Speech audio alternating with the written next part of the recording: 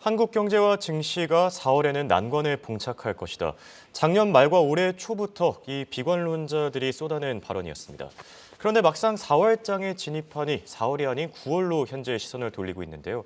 과연 9월 위기설이 얼마나 실현 가능성이 있을지 오늘은 이 문제에 대해 알아보겠습니다. 도움 말씀에 한국경제신문의 한상춘 논설위원 나와 계십니다. 안녕하십니까? 네, 안녕하십니까? 네, 우선 오늘 미국 증시 상황부터 진단해 보겠습니다. 지금 경기 침체를 둘러싼 경고음도 커지고 있는 것 같고요. 또 국채금리 하락세도 눈에 띄었네요. 네, 사실 우리가 이틀 전서부터 두 차례 걸쳐서 미중 간의 첨단 기술 논쟁 예. 그리고 통화 논쟁 해서 왔는데요. IMF가 이제 4월 중순에 발표하는 세계 경제 전망에서 아마 미중 간의 갈등 문제가 탑 뉴스로 스페셜 리포트로 나가는 거로 이렇게 나오고 있어요. 그래서 아까 최보학 해석에서도 미중 간의 갈등 문제가 앞으로 세계 경제 성장률을 가라앉을 것이다는 그런 쪽의 얘기가 나오고 있는데요. 역시 미중 간의 갈등 문제는 경기에 부담이 되겠죠. 네, 그런 측면에서 미국도 3월에 대표적인 경기 후행 지표인 고용 지표가 지금 일제히 쏟아져 나오고 있죠. 대체로 좀 마무리된 것 같습니다. 이 고용 지표가 거의 모든 지표가 부진하고 나오고 있는데요. 이 고용 지표의 그 부진의 의미는 연준 입장에서는 상당히 당혹스러울 겁니다. 왜냐하면 페드는 고용 지표 호조를 들어서 국민들의 약 90%가 경기 침체에 대해서 이렇게 느끼고 있을 때 경기가 괜찮다. 경기가 괜찮으니까 물가를 잡기 위해서 계속해서 금리를 올려가겠다는 근거로 삼았던 대목이거든요. 근데 이것이 이제 부진하게 될 경우에는 결과적으로 보면 미국 경기의 경기 침체 문제, 이 문제가 본격적으로 거론되지 않겠느냐 이런 시각에서 오늘 어제에 이어서 오늘도 물론 이제 다우가 조금 이렇게 오르긴 했습니다는 장중에 상승폭을 많이 갈아먹었죠. 그래서 증시가 전반적으로 좀 위축되는 이런 상황인데요. 지금 이렇게 이제 3대 지표가 이렇게 나오고 있죠. 시청자 여러분도 뭐 잘 아시겠습니다는 그런 상태에서 오늘 그 경기 침체 문제가 어제에 이어서 오늘 나오니까 4월 달은 페드 회의가 없으니까 5월 페드 회의에 대해서 금리 이렇게 인상 문제라든가 이런 문제가 본격적으로 거론되고 있는데요. 지금 상태에서는 5월 페드 회의에서는 금리가 동결될 것이다. 이런 시각이 시카고 페드 워치라든가 이런 통해서 50%가 넘고 있습니다. 지배적 견해가 됐다는 얘기죠. 그런 걸 반영해서 지금 정 PD께서 보여주고 있습니다는 국채금리 동향 잠시 좀 볼게요. 정책금리에 민감한 것이 2년물입니다. 3.8%입니다. 그리고 우리가 시장의 대표금리가 10년물인데요. 공이 굉장히 비교적 큰 폭으로 떨어졌습니다. 모 자산운용사에서 미국의 채권과 관련된 ETF 상품에 지금 자금이 몰려가고 있다 이렇게 하는데요. 인플레 문제는 올해 들어서 연초에 전망할 때 의외로 좀 빨리 좀 잡힐 수가 있겠다. 그럼 인플레가 잡히면 국채금리가 많이 떨어진다. 그런 각도에서 국채금리와 채권 가격 간은 반비례 관계가 있다 하는 측면에서 그때 그 회사가 때 맞춰서 미국의 국채와 관련된 ETF 상품을 내놨거든요. 사실 저희 방송에서도 올해 재테크에서 미국의 국채라든가 이런 것이 인플레가 잡히고 금리가 떨어지면 채권 가격이 올라가기 때문에 유망한 상품이다 하는 쪽도 말씀을 드렸었는데요. 그런 과정에서 지난 2년물 같은 경우에는 3월 8일에 시청자 여러분 놀라지 마시기 바랍니다. 그때 3월에서 0.5% 뭐 이렇게 빅테크 빅스텝 얘기 나왔을 때 2년물 금리가 5%가 돌파했었거든요. 근데 지금 왜 국채에 관련된 ETF 상품들이 대박을 칠까 하는 측면에는 오늘부로 3.8% 떨어졌습니다. 사실 한 달 만에 5%에서 3.8% 떨어졌다는 것은 채권 가격이 그만큼 올라갔다는 얘기거든요. 모르긴 몰라도 자금이 굉장히 많이 이렇게 올려가는 이유도 우리 시청자분이 현명하시기 때문에 그런 투자 전략을 하는 상태에서 미국의 국채와 관련된 ETF 상품들이 강하게 부각되는 것이 아닌가 이렇게 보고 있고요. 더더욱 이제 다음 주에는 3월 미국의 CPI 상승률이 발표되지 않습니까? 사실 2월 달 같은 2월 달 이제 1월 달 같은 경우는 2월 달 발표됐던 3월 달 같은 경우는 6% 걸려 있습니다는 지금 상태에서는 이게 6% 밑으로 떨어질 거로 이렇게 보이고 있거든요. 그래서 5월 달 페드 회의에서는 금리가 동결될 것이다. 이런 시각이 많이 지배적 시각으로 등장하고 있다 이렇게 보겠습니다. 이 대목은 다음 주 13일 날 우리 금통위가 열리죠. 금통위가 열리는데 새 멤버들이 2명 이렇게 교체됩니다. 서울대학교 장영성 교수, 전 조달 총장 이렇게 해서 들어오시는데요.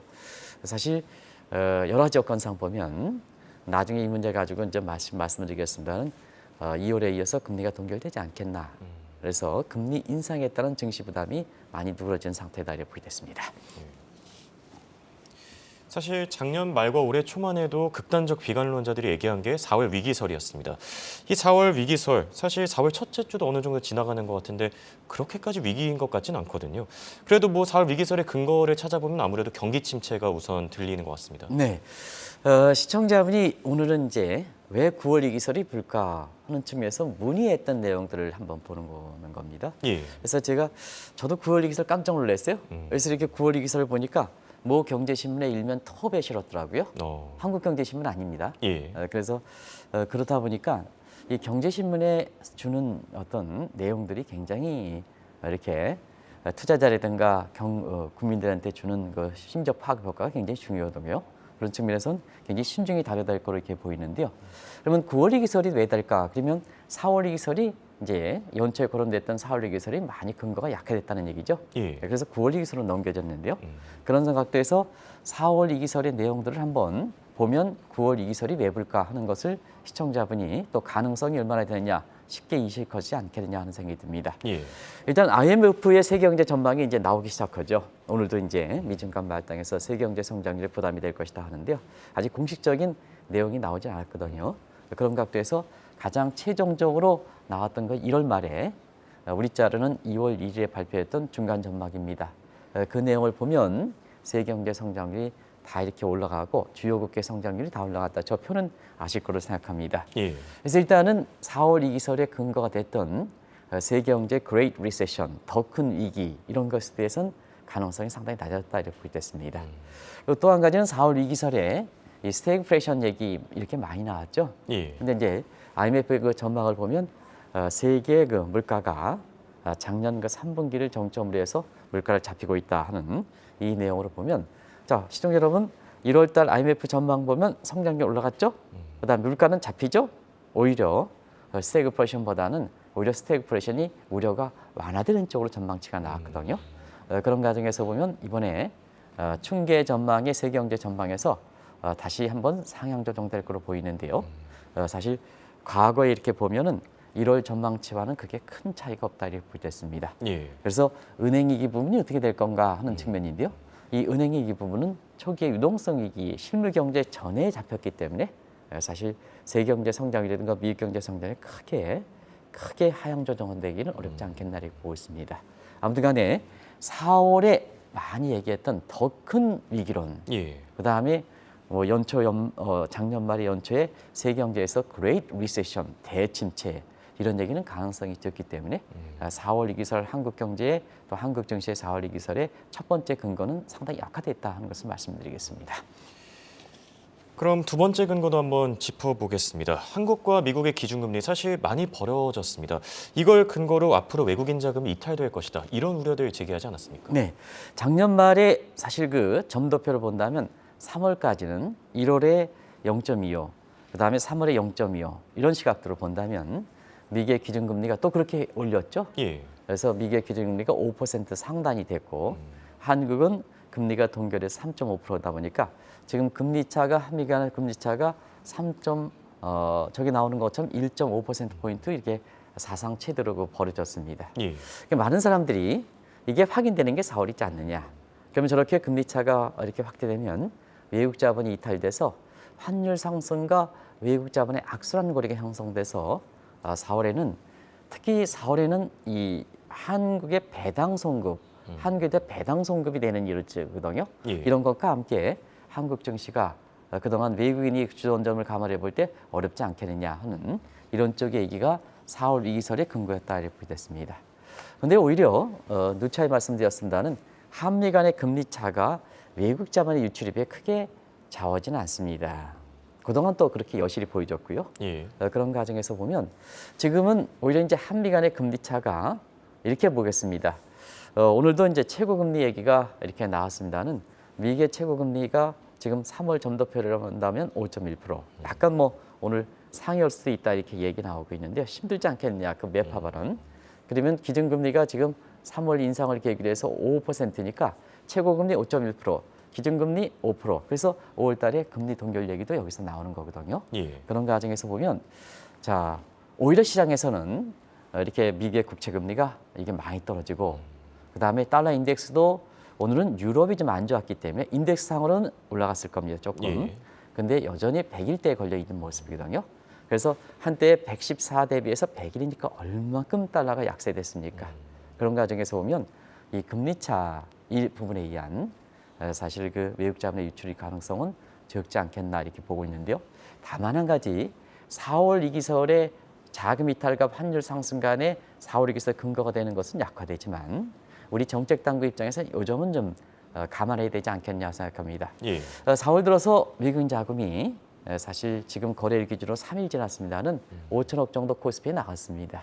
요건 한미 간의 금지차가 아니라 우리 펀더멘탈이 좀 안 좋아서 그렇다 하는 걸 말씀드리겠습니다. 우리 경제 성장률이 좀 안 좋고 무역 수지 적자가 너무 빠릅니다. 예. 그런 과정에서 4월 달에 미국 자본이 이렇게 나가는 부분에 대해서는 정책 당국자 다음 주에 금통위원들이 파악해야 될 것은 1.5% 벌어진 한미 간의 금리 차가 아니라 우리 펀더멘탈이다. 이게 중요하거든요. 예. 왜냐하면 1.5% 금리 차라면 우리 금리를 올려야 되죠. 그렇죠. 근데 펀더멘탈이라면 우리 금리를 내려야죠. 이렇게 되는 거죠. 이게 중요하다 이렇게 보시면 되겠습니다. 펀더멘탈이다. 예. 이렇게 보시면 되겠습니다. 여기에 또 대외적인 요인들도 있었던 것 같습니다. 이 비관론자들이 주목한 게 엔화인데요. 이 구로다 총재가 이달 8일에 이제 퇴임할 경우에 엔화 자금도 이탈하지 않겠냐 이런 목소리도 있었죠. 네. 그렇다 이렇게 아시아 개발했던 은행의 총재했던 분이 아베 총리가 아베노믹스를 이렇게 실현시키기 위해서 굉장히 강력한 행동주의에 해당되는 사실 ADB 총재 구로타를 이렇게 해서 일본은행 총재가 2012년인데요. 장수하셨습니다. 한 10년 넘게 하셨거든요. 예. 그래서 아베 총리는 작년에 죽었습니다는 사실 구로타 같은 경우에도 이 존칭어를 한일 간의 관계가 좀 새롭게 모색되니까 이 구로타 중앙은행 총재는 좀 이렇게 존대를 좀 쓰겠습니다. 예. 그래서 구로타가 12년 횟수를 12년 하면서 이제 퇴임을 하는데요. 우에다가 들어온다는 것은 아실 거랍니다. 그래서 4월 8일 날 정식으로 이게 들어오는데요. 근본적으로 변할 것이냐, 엔화 강세를 변할 것이냐 힘들다. 그러면 엔화가 강세돼서 일본으로 한국에 들어왔던 엔캐리 자금이 유입되면서 한국 증시가 어렵게 될 것이다. 또 한국 경제가 어려질 것이다. 또 과거 1997년엔 엔화 자금이 가장 많이 빠지는 과정에서 한국의 외환위기가 걸린 점은 낙인 효과가 있는 점을 감안해 볼 때 4월 이기설의 이 대목도 그렇다 퇴임과 함께 많이 얘기했거든요. 예. 근데 현 상태에서는 사실 수정은 갈 거로 이렇게 봅니다. 아베노믹스가 더 이상 가져가기에는 이미 그 부정적 측면이 너무 많이 나타나기 때문에 예. 우에다 입장에서는 자기 몫을 댈 거로 이렇게 봅니다. 근데 근본적으로 과거에 한국에서 외국 자본이 많이 이탈되고 그 다음에 외환위기를 발생시켰던 1995년 4월 19일 날 동경외환시장에서 11시 7분에 79엔 정도로 엔화 초강세 되는 국면은 힘들지 않겠느냐. 여기서 엔화가 된다 하더라도 강세가 되는데도 125원 정도 갈 거로 이렇게 보이기 때문에 이 정도 가지고는 엔화 자금이 이탈하기 위해서 한국 증시의 4월 위기론이 나오기에는 힘든 거다는 걸 말씀드리겠습니다. 너무 과대 해석했다는 것을 말씀드리겠습니다. 예.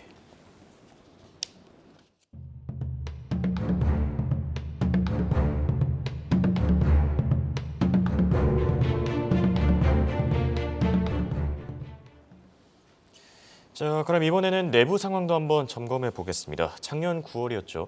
그 레고랜드 사태 이후에 유동성 위기도 한번 불거졌었고요. 또 부동산 PF 부실이 이 4월 위기설의 근거가 되기도 했었죠. 네, 사실은 우리가 작년 9월달에 레고랜드, 그 다음에 9월달 증시 붕괴, 제2의 외환위기 이렇게 다 연관돼 있지 않습니까? 그게 원인이 어디 있을까 하는 측면에서는 한국이 먼저 금리를 페드보다 먼저 가져갔고요. 인상을 가져갔고 그다음에 이창용 한국은행 총재가 들어서 사실 국내 여건과 물론 이제 감안하셨겠습니다는 나오는 결과를 본다면 페드식으로 인플레만 잡기 위해서 쫓아갔던 것이 한국은 미국과 다르지 않습니까? 우리는 가계부채라든가 뭔가 이런 것이 부채가 많은 나라거든요.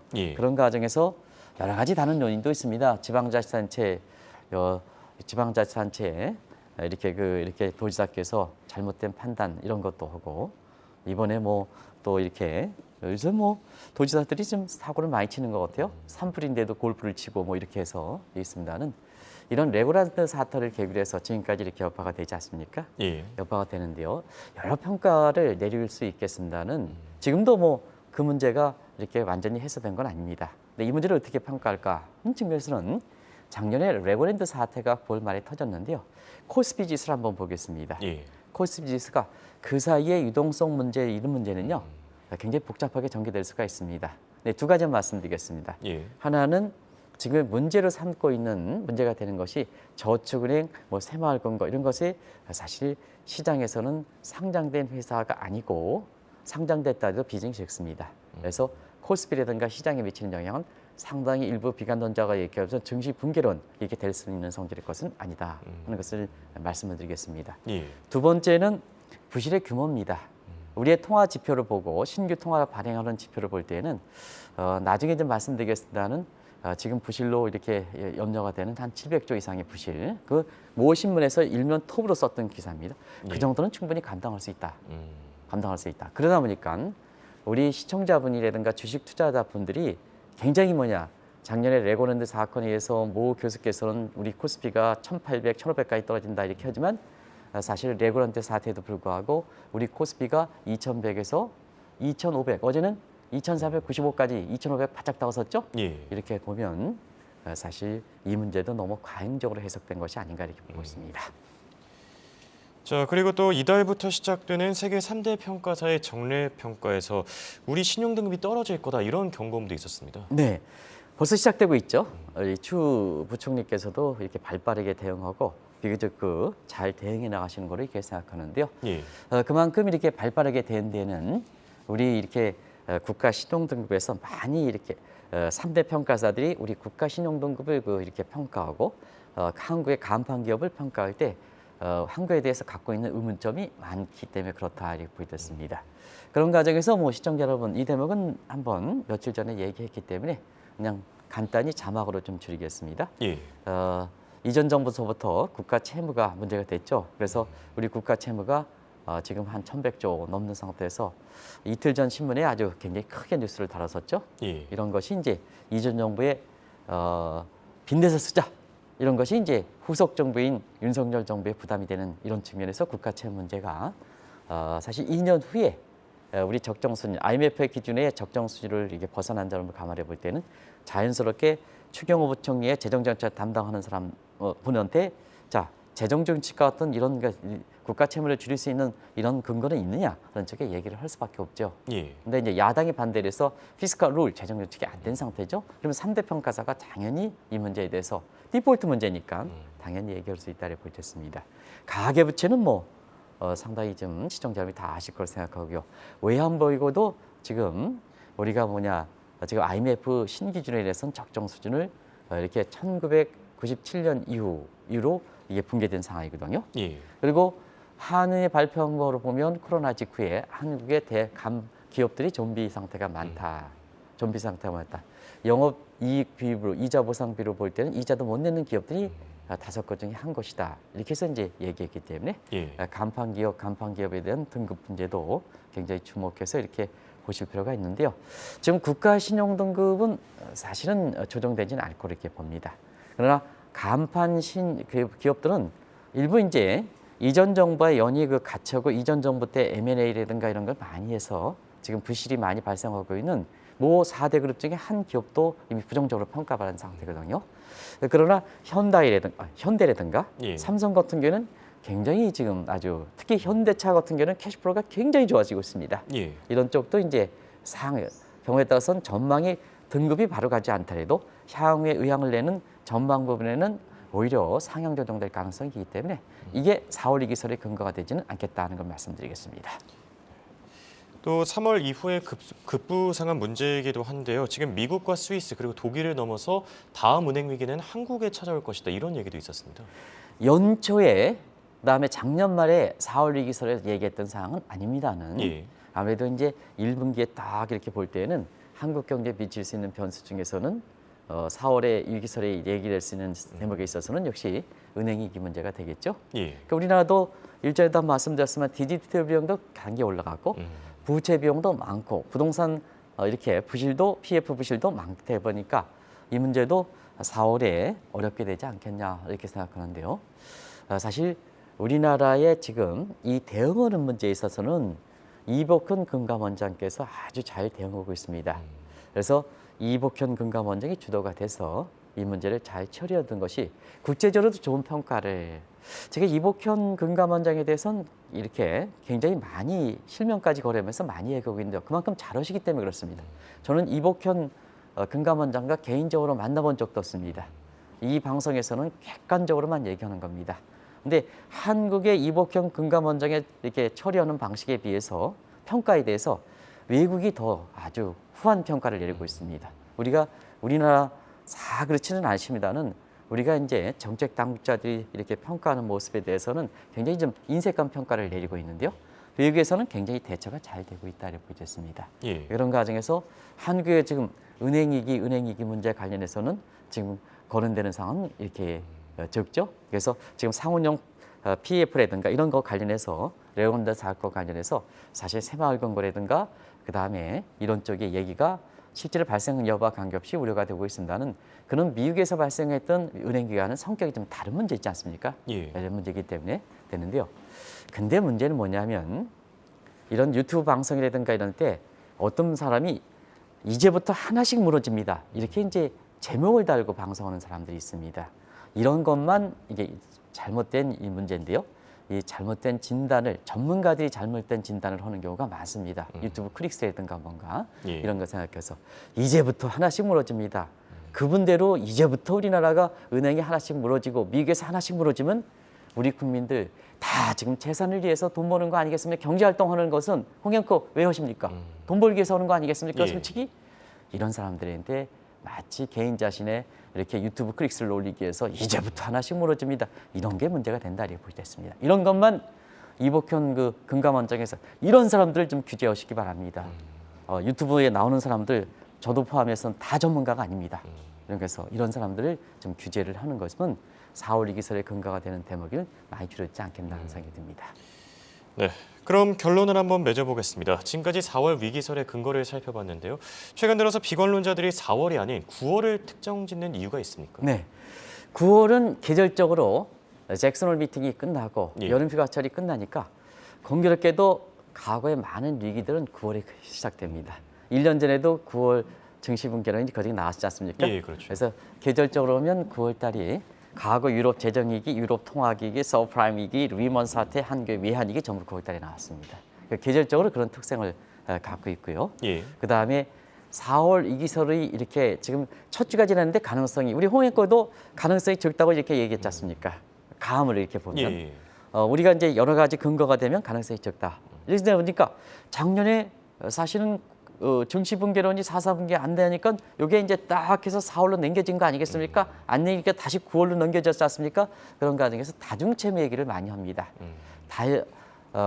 자영업자의 다중채무가 720조다. 근데 이것이 만기가 돼서 연장이 더 이상 안 된다 하는 측면에서 보면 다중채무자는 3곳 이상에서 빌린 사람들을 얘기하는 겁니다. 720조다 이렇게 얘기하는데요. 이 정도는 우리 정책당에서 충분히 커버할 수 있는 물량이다 하는 걸 말씀드리겠습니다. 그래서 모 경제신문에 9월이 두렵다 하는 시각이 시청자분이 9월 위기설을 오늘 좀 방송 좀 해줍사 하는 이 말씀으로 이렇게 될 만큼 여파가 크다 하는 걸 말씀드립니다. 이런 것도 좀 신중을 기할 것을 좀 이 방송을 통해서 얘기하겠습니다. 그래서 지금 상태에서는 그런데요. 과거 한번 보겠습니다. 외환위기 이후에 많은 비관론들이 한국 증시 붕괴론, 한국 경제 붕괴론, 비관론을 얘기했습니다. 지금까지 보면 위기설에 위기에 해당되는 사실 그 제2의 외환위기에 해당되는 그런 쪽의 제2의 외환위기라든가 위기는 한 번도 발생하지 않았습니다. 그런 각도에서 시청자분이 문의해 주신 9월 위기설은 자 가능성이 적은 거로 우리 정책 당국자가 훌륭히 이것도 대처해 나갈 거로 이렇게 보고 있습니다. 네. 이렇게 오늘은 한국 증시와 경제를 둘러싼 각종 위기론에 대해 알아봤습니다. 지금까지 도움 말씀에 한국경제신문의 한상춘 논설위원이었습니다. 네, 고맙습니다. 네, 고맙습니다.